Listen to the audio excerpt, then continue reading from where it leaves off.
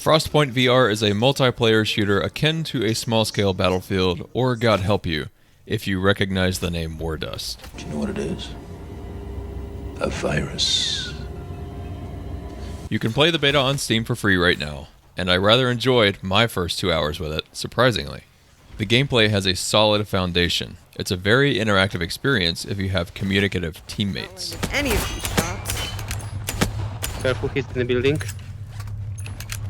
Okay. Oh, I see him. Yeah. But if your teammates aren't communicating, it can be very boring instead. Some of the gunfights can be intense and engaging, others can be over in seconds while you reach for your ammo belt. The good gunfights are so good that they alone are worth returning to the game for. Like any VR shooter, it sucks to be an average gamer going up against a 24/7 try-hard player. That said, it's incredibly rewarding to kill one of these players. The game does have bots in the multiplayer experience, and killing these bots is a nice change of pace between the frantic PvP combat, but they can also be very annoying and overwhelming. The developer will definitely be improving the AI of these bots, and they need a ton of improvement because fighting them in a bot-only server is a very dull experience, to say the least. There are NPCs in the game, such as the suicide drones and the big walking monsters. They pop up randomly and are on no one's side as far as I can tell. They do spice up the gameplay a little bit, and I think that they are a welcomed feature in the game. There isn't much depth to the gameplay at the moment. Currently, it's just run to an objective, shoot some enemies, and capture an objective. You can activate turrets to fortify an objective, which is cool, and more mini objectives like this would be fun. There is very little that you can do to prepare for an attack, as the game moves so quickly. Adding a few items to the game could change this. One item that I would love to see is a manned stationary turret. You could set it up on the outside of an enemy flag or in defense of your own. Man turrets and flat screen shooters are basically death traps because all it takes is a flick of the mouse, aim for the head, and boom, you're dead. But aiming like that with such precision in VR is much, much more difficult.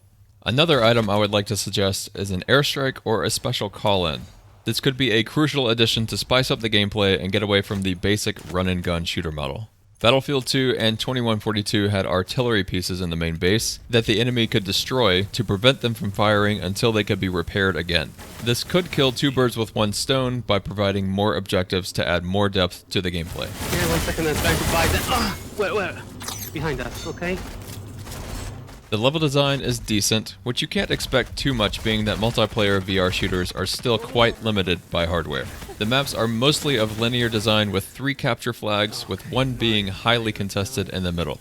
This offers a choice between high-intensity combat in the middle or defending or ambushing the back flags.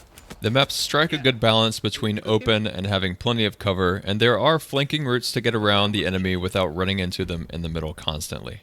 There are no vehicles to get around on these large maps, but you can fast travel from home base to flags that your team controls. A very necessary component, in my opinion. The environments are unique and pretty to look at, but I think the devs pigeonholed themselves by basing it off of only a frozen planet. They'll need to be creative to prevent the players from getting tired of the same snowy landscapes in every match.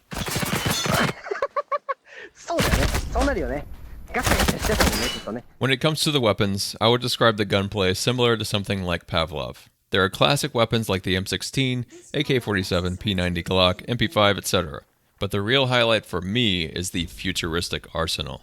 The energy weapons are really fun to use and they look freaking awesome. All of them can charge up and deal a heavy blow or shoot more rapidly. Each has their own unique feature, like the pistol doesn't require reloading, but instead has a cooldown period. The assault rifle has ricocheting projectiles, and the grenade launcher has a massive explosion and kill radius.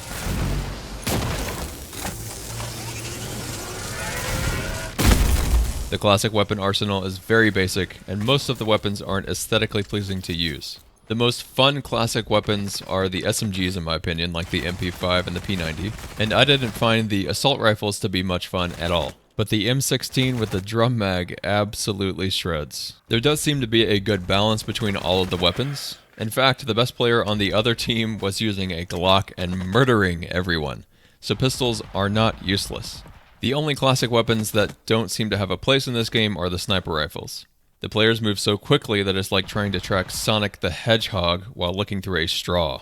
Grenades and other items have their place, but due to the fast pace, you'll have to be extremely fast to pull them out at the right time.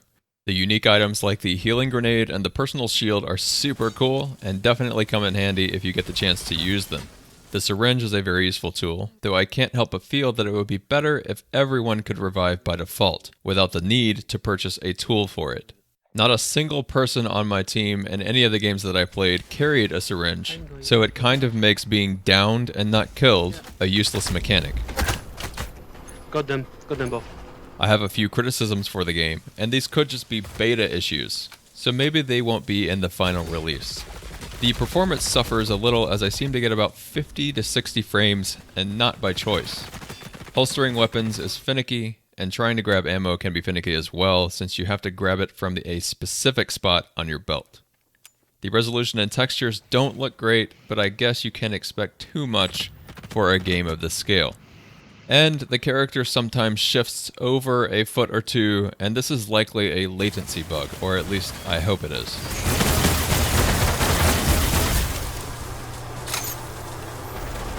There is a shooting range in the main menu, and it's useful for trying out all the weapons, but otherwise it's not something that you're going to spend much time in unless you're really serious.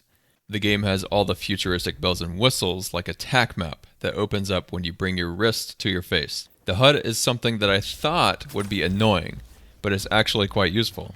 It doesn't get in the way much, and it looks super cool as well. I don't think that the game does a good job of explaining the mechanics to you up front, and this is going to cause a lot of confusion for new players. If you'd like me to make a video explaining the basics of the game, please leave a comment to let me know, and I'll produce one based on popular demand. I am not by any means a pro, but I've gotten a good grasp on the game just by asking questions and messing around. VR shooters like this will probably never be popular, not until we can get proper physics like Boneworks and Alex working in multiplayer at least. However, I feel that this has some strong potential to pull players from games like Pavlov and onward, and maybe with enough improvements, it could become the quintessential multiplayer VR shooter. The game doesn't need a player population because of bots, but I likely wouldn't play the game much at all unless there was a regular player base. Until October 19th, they will be giving away 9,000 Steam keys to the game. From what I understand about this giveaway, you just need to be one of the first 3,000 players each week to play 10 games. They've already finished 1 week, so you have this week and next. This is a huge offering, and I hope it does well for them. Just make sure to sign up for that giveaway on their website, or else they won't know that you're even in the pool. And like I said before, the beta is free on Steam right now, and you can find that link in the description of this video. Thanks for watching, and until the next one, we'll be seeing you.